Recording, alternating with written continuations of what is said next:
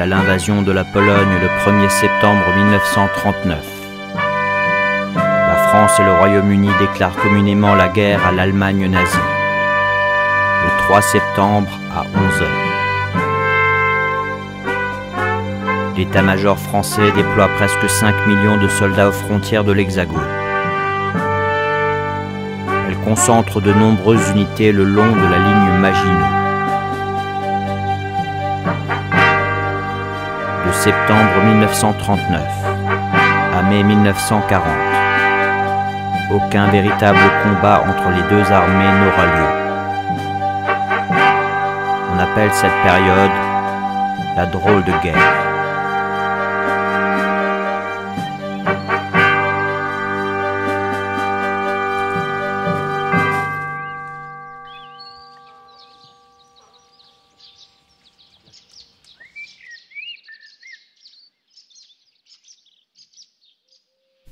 S'il est une chose dont je me réjouis, c'est que la guerre soit arrivée assez tôt pour que Claude n'ait pas à la faire. Ma chère Anne, fais un effort de patience et de calme. Moi j'en fais tous les jours pour commander 150 bonshommes, pour les faire marcher et pour supporter leurs bêtises sans me mettre en colère et sans les punir. Gilberte, nous sommes en pleine et constante agitation, pour rien. Mais comme tout est idiot quand on est en guerre, ces petites folies n'ont rien imprévu. Nous sommes depuis 3 jours noyés sous un déluge de pluie, et nous pataugeons comme vous, quand vous êtes à la loge par vilain temps.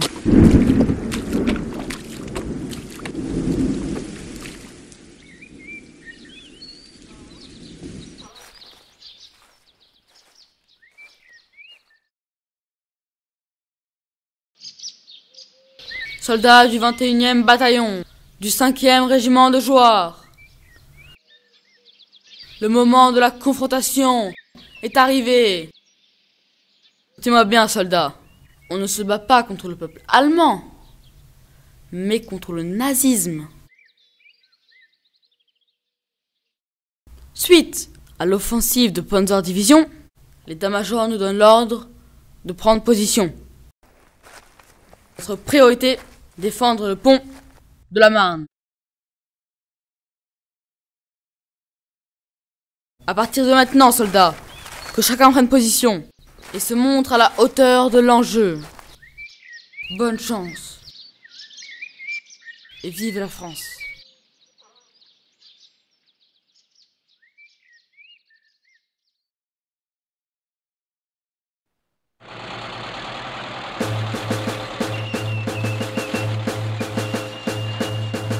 Attention, les chars arrivent. À couvert.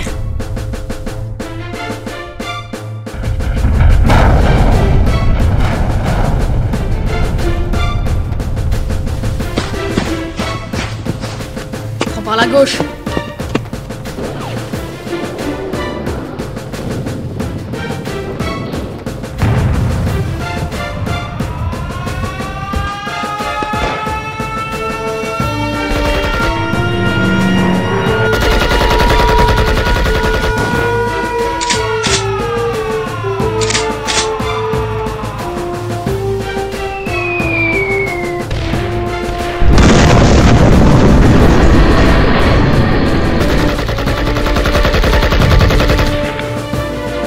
Les cartouches.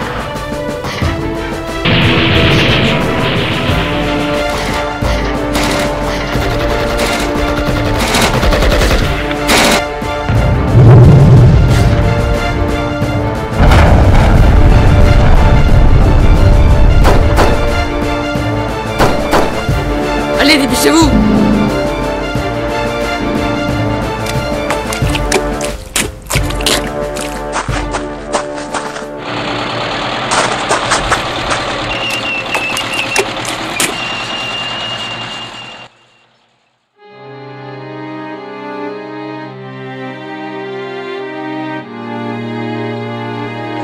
Seulement 5 semaines, La Wehrmacht inflige à la France, avec la tactique du Blitzkrieg, la plus humiliante défaite de son histoire.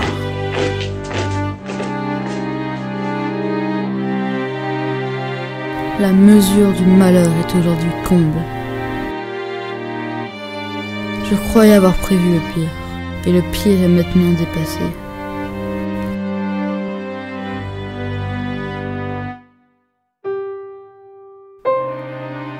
Le bilan est apocalyptique. On dénombre 21 000 morts parmi les civils, 60 000 chez les soldats et 120 000 blessés.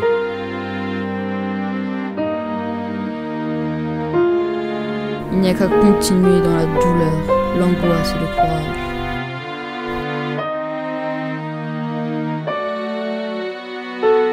Aucun espoir, d'aucun jour.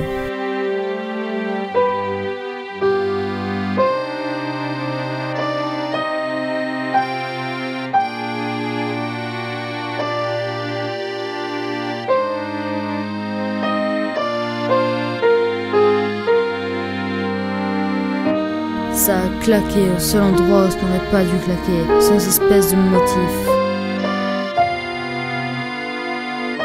Je croyais avoir prévu le pire, et le pire est maintenant dépassé.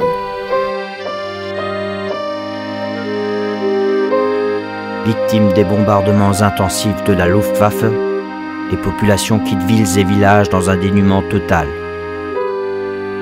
C'est l'exode français. Le maréchal Pétain parle à la France. Français, à l'appel de Monsieur le Président de la République, j'assume à partir d'aujourd'hui la direction du gouvernement de la France. C'est le cœur serré que je vous dise aujourd'hui qu'il faut cesser le combat. Je me suis adressé cette nuit à l'adversaire pour lui demander s'il est prêt à rechercher avec moi, entre soldats, après la lutte et dans l'honneur, les moyens de mettre un terme aux hostilités. Que tous les Français se groupent autour du gouvernement que je préside.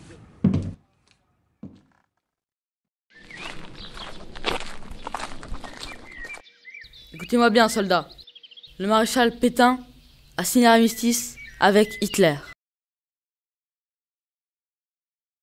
La guerre se termine enfin, camarades. On n'avait donc rien compris à la situation. L'armistice est une catastrophe. La guerre ne se termine pas. C'est maintenant qu'elle commence.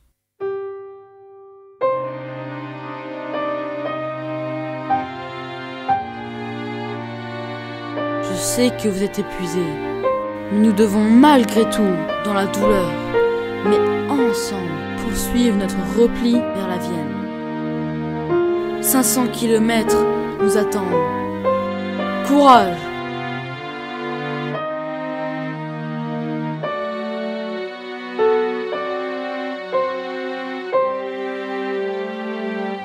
Sans armes, on est foutu. À mon commandement, reprenez les armes.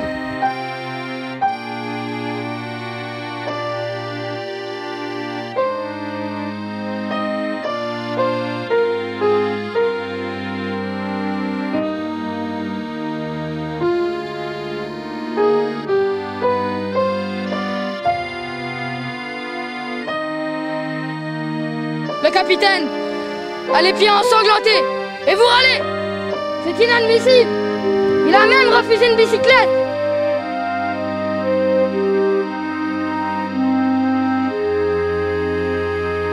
Pendant que le bataillon de Pierre traverse la France meurtrie, un général lance de Londres, dans l'anonymat le plus total, un appel. C'est l'appel du 18 juin. Pierre n'aura vent de cet appel qu'en septembre 1940. Statement in French of great importance to our French listeners by General de Gaulle, who was Under Secretary for War in Monsieur Paul Reynaud's cabinet. Vous allez entendre maintenant une déclaration de la plus grande importance que va vous faire le général de Gaulle. L'honneur, le bon sens, l'intérêt supérieur de la patrie commandent à tous les Français libres de continuer le combat, là où ils seront et comme ils pourront. Moi, général de Gaulle, j'entreprends ici, en Angleterre, cette tâche nationale. Oui, nous avons subi une grande défaite, mais il nous reste un vaste empire.